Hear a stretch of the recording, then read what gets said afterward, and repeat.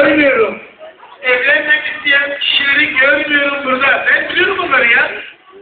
Hani isim söylemek istemiyorum. İsim söylemek istemiyorum. Yani buyurun gelin. Şöyle gördük o kişileri. Evlenmek isteyen kişileri. Ne kadar koyduk şeyi.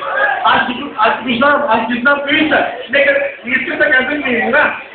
Babacığım ne kadar bayılır. Tukar az da geliyle. Така, много обичам да се събраха момчета реални. Къде са момчета ми, бе? Амстердам, нямаме ли момчета ми, които ни искат да решили, бе? От Германия, от Белгия, гости имаме. Дайте ли се слагаме? Дайте ли се Панко, Емра, къде си, бе? Аз ти искаш да жили си, бе? Радио още чита. Аз това Емра къде? А? Иди ли, бе? Ей! Иди ли? Да. Да, те бе, ей, evet.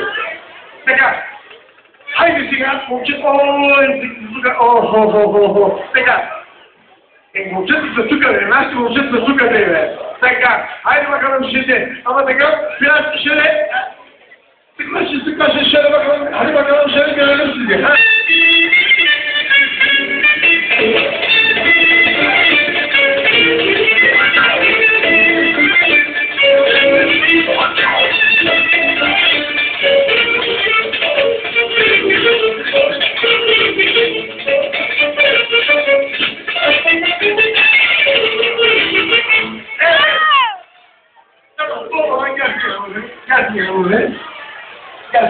Gel şöyle çocuk, gel şöyle. Bir bizden bunu.